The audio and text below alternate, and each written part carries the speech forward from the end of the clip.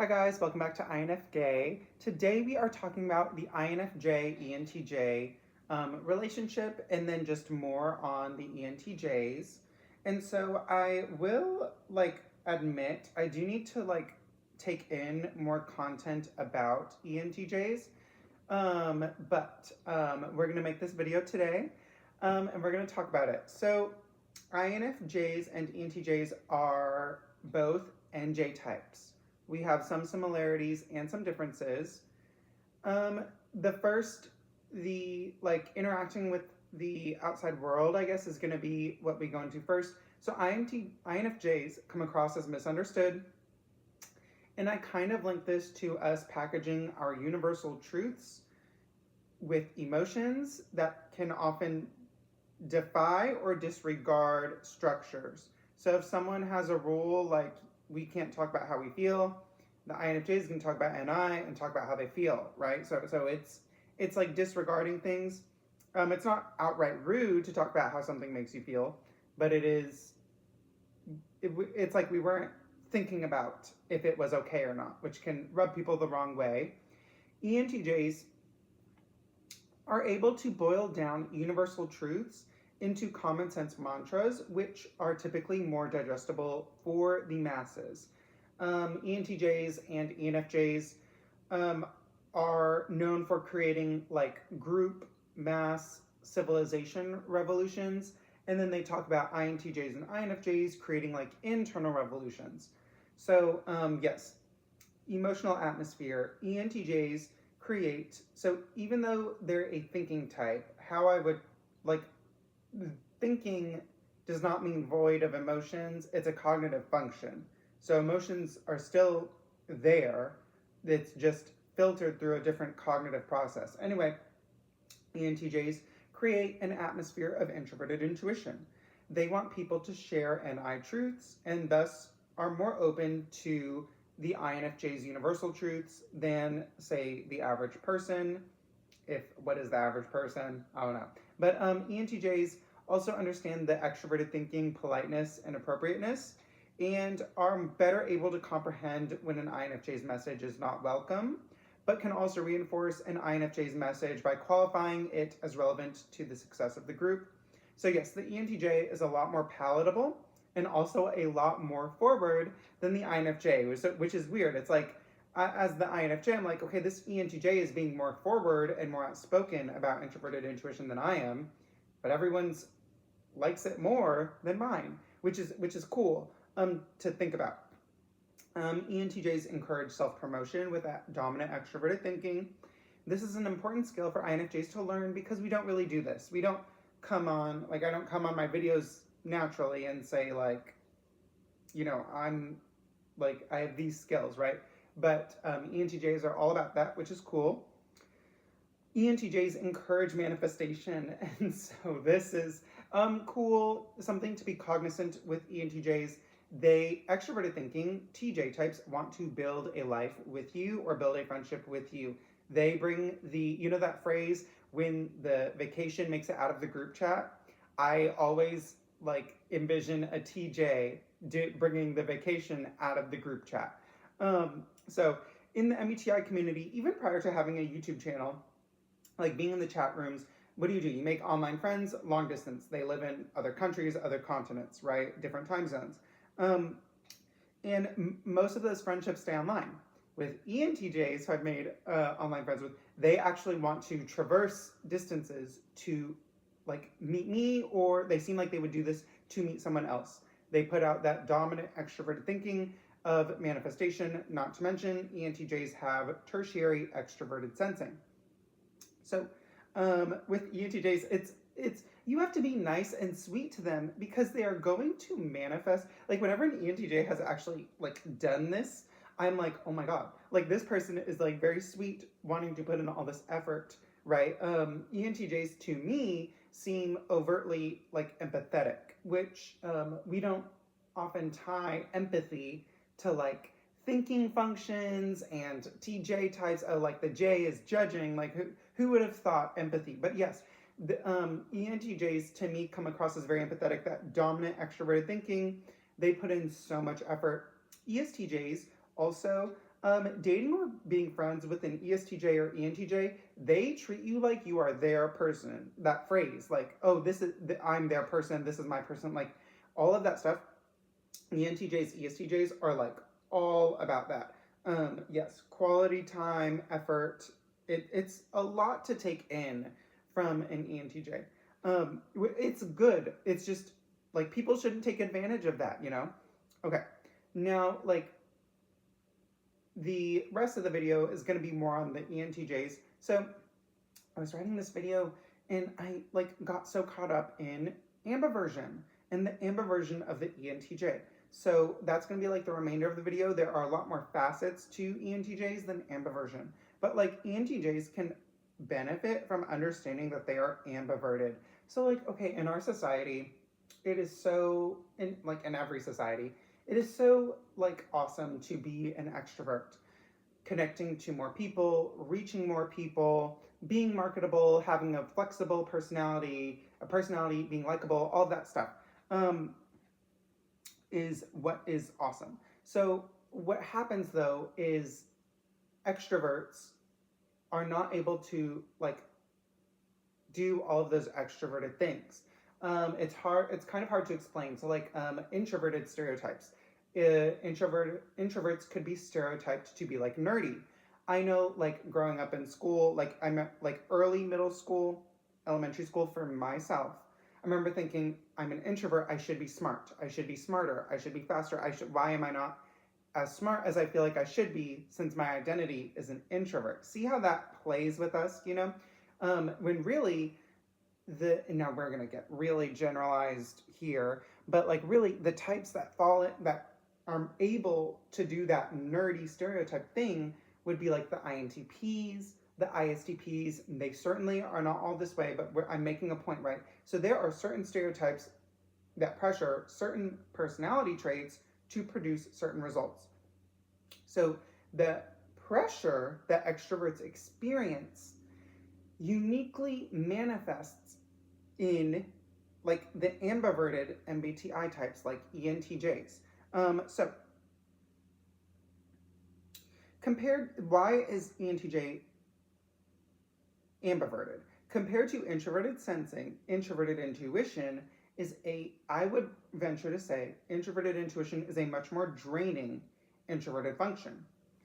Introverted intuition psychologically analyzes the world around us and ourselves. So to psychologically process what is happening in your life is actually draining, and it requires like constant monitoring of yourself and others. That is like very draining for like an extrovert, because like when you are going, you are not taking stock. So being an ENTJ, having this and ENFJ, having this in the auxiliary position, you are going as your extrovert, but that introverted intuition is pulling on you like pretty hard. Whereas an ESTP, ESFP with inferior introverted intuition, that voice is farther away. See how this, like, to always be reminded of introverted intuition because it's in your auxiliary placement is tough. Okay, so when someone says they are ambiverted, my first inclination is to wonder if they are an ENFJ or ISFP. My personal experience, ENFJs and ISFPs often feel ambiverted. ISFP dominant introverted feeling can feel like I just do what I want. I don't know if I'm introverted or extroverted. So that's how I conceptualize that. And then ENFJs have also this pull of introverted intuition in the auxiliary placement. So if I don't feel like that person is ENFJ or ISFP, then my next thing my brain goes to is ENTJ or ENTP. These four types to me come off as needing both extrovert time and introvert time. This is my personal subjective observation. I don't know why I think this way, but I think it comes from, I feel like all of these personality types need a minute for themselves oftentimes. So whereas ENFJ, ESTJ, ESTP, we can add an ESFJ, get ramped up by a greater influx of people, like observing ENTJ, ENTP, ENFJ, and ISFP, it's like they want to also achieve that, but like getting energized by that bigger group of people, but they end up coming off to me as ambiverted. So it's like that analogy earlier where I'm like, I'm an introvert. Why am I not smarter? Why am I not like scoring A pluses on everything if I'm internal, right? That was something I dealt with, I guess, elementary school and middle school. I wondered why I wasn't achieving more. And so like I can see like other MBTI types having similar things. Like I'm extroverted.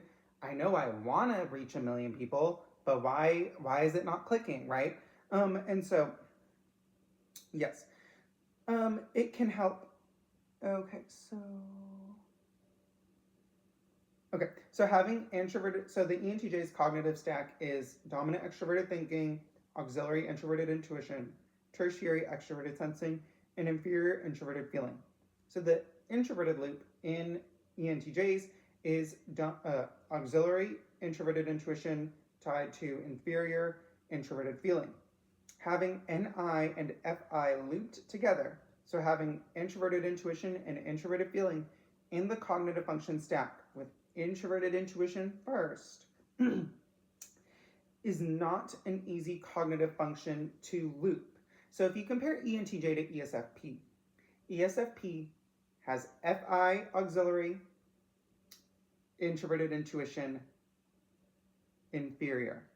ENTJ has introverted intuition, auxiliary, FI, inferior. So how this looks, I think, is that introverted feeling is more open to conflict, more vocal with making the self aware of the needs. So like ESFPs, their introverted intuition, I feel like directly can manifest in direct arguments, direct power struggles, because they have the dominant extroverted sensing, and making your needs known through conflict more easily and less draining. So like the ESFP introverted feeling is able to manifest while the ESFP is being an extrovert. You could also argue this for ENFP. The FI is more easily manifests than the introverted intuition. If an ENTJ is trying to reach a lot more people as possible, if they're teaching, let's say, a class, bringing out introverted intuition universal truths might be welcome. If they are at a banquet networking event, those introverted intuition truths may or may not be as welcome. So it's like introverted intuition is not as easily used in every situation the way introverted feeling, I think, is. So this is my theory. So I probably need to meet more ENTJs, but this is kind of how I think of it. So this is important to think about. So I'm just trying to make a point of why NI auxiliary and introverted feeling inferior is a more ambiverted, makes for a more overall ambiverted personality type than other cognitive function combinations. And within this, I realized that I categorize both ENTJ and ISFP as ambiverted, and they're actually opposite types. So I do think that there is something here about learning like the self and stuff. I probably should have written more on this part, but yeah, I think they're both ambiverted, so it's really interesting. Like when you look at other opposites, like INFJs are clearly introverted and ESTPs are pretty obviously extroverted. So that one is easy. ESFPs are extroverted, INTJs seem introverted. Just in general, making these generalizations, that's pretty easy. But ISFP seems to me to be ambiverted, and ENTJ seems to me to be extroverted. So, I think it helps. Like, we think of psychological analysis, introspection, and feeling as linked if we view it in our non-MBTI mind, because it is, you do have to essentially experience people without MBTI to better understand MBTI, because if you're always linking to a cognitive function, sometimes you just need to organically see what people are doing. So, like for me, MBTI helps us to understand the ambiversion. So I categorize, so we think psychological analysis, introspection, and feeling as linked. Introspection, I categorize under SI, very introspective, and TI. I know we don't call SJs introspective, do we? Very much. But to me, they're very introspective, like constantly taking stock in your health, in your resources, in how you feel. Are you comfortable? To me, that is very introspective. And then TI, I also view as inherently introspective. I do categorize psychological analysis under NI. FI is there too, but right. And then feelings, I categorize under FI and TI. Now, introverted feeling is introspective, but introverted feeling, I don't see introverted feelers always prioritizing their introspections. I think introverted feelers who dedicate themselves to a developmental field value introspection. But I think it varies from introverted feeler, and I mean FPs here when we talk about the FI or TJs. Introverted feelers, I think it varies from FI user to FI user more if they value introspection. So ENTJs have polar introverted sensing and inferior introverted feeling. What I'm trying to explain here is that it is important for ENTJs to have more introvert time. The depth of introverted intuition leads to introverted feeling, which naturally drains energy in terms of an extroverted sense. Like, to me, it's like I get energy from being alone. This video, I call this video extroverted feeling. I'm putting out energy, but I'm spending energy on this video. I'm excited to do this, but I know I'm spending energy. I know if I filmed 5 videos in a row, I'd be completely exhausted. Even though FE is my auxiliary function, now if I didn't make a video, I would feel like I need to expend energy. I would feel like, I guess the term is restless. I would feel like I got to do something, you know?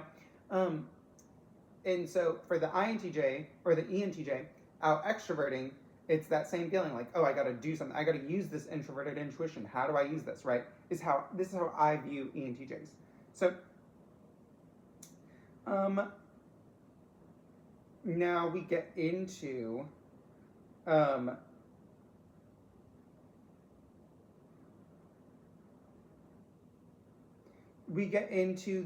what, like, also into the narrative surrounding the cognitive functions.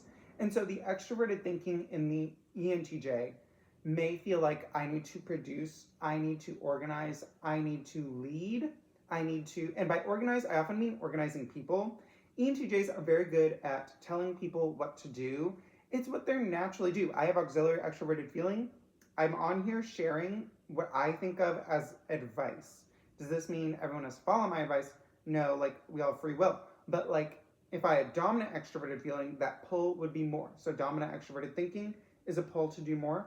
And then the extroverted sensing in the ENTJ also wants to get more action, wants to reach more people.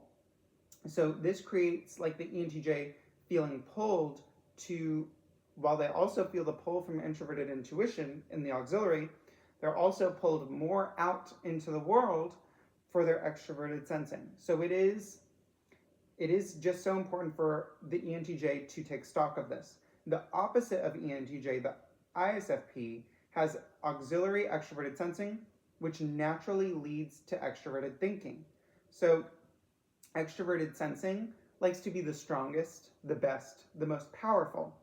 That's why they like sports. Sports gives you a feeling of power. Like, humans are made to be active, you know? Not saying like life is perfectly suited for us to be active all the time, but this is a part of it that extroverted sensing is aware of. So the extroverted sensing in the ISFP wants to be strong, and then that easily leads into the inferior extroverted thinking in the ISFP that wants to be seen as a hard worker. as reliable, as loyal. So seeing how your cognitive function is looped to another cognitive function helps you better understand. Like my introverted thinking, like end of middle school and high school, I think I like just getting older, developing more introverted thinking, I was able to like better understand how I learned, and I started getting higher grades because I guess the cognitive function developed. Whereas like being all introverted, they say you're like your dominant function when you are younger. The younger you are, the more you only access your dominant function or maybe your auxiliary function. So like being all introverted intuition and then introverted thinking coming up, helping me organize myself. So yes, it is understanding like your dominant, separating apart your dominant identity from like your tertiary identity, I guess. And so yes, so for ISFPs, it can be stressful to have extroverted sensing and extroverted thinking being similar and feeling like I have to be the strongest and I have to be the hardest worker and I have to like provide. And so you see this also with male INFPs, like inferior extroverted thinking in males is tough because extroverted thinking wants to demonstrate that role of producing, controlling, leading, which can easily lead into providing, which coincides with the typical gender role of the male, the strong man who provides. And so, right, ENTJs understanding ISFPs and INFPs is beneficial. Understanding how to fuel yourself and how to organize yourself also helps you. I know for like INFPs and ISFPs, I always think like, okay, so they have inferior extroverted thinking. So the introverted feeling needs to inform the extroverted thinking. So if you're an ISFP, INFP, and you want to you like to cook, then maybe a good job for them might be a chef, where they can use their introverted feeling while they know that at some point they're going to have to use extroverted thinking to produce something. Same thing for like ENTJ, projecting effort all the time. Tapping into your introverted feeling will let you know your limits on, do you want to drive 3 hours to that person as an ENTJ? So, long-winded, rambly video on ambiversion, who'da thunk. But I hope y'all like this video. More ENTJ content, oh my goodness, more ENTJ content to come. Thanks.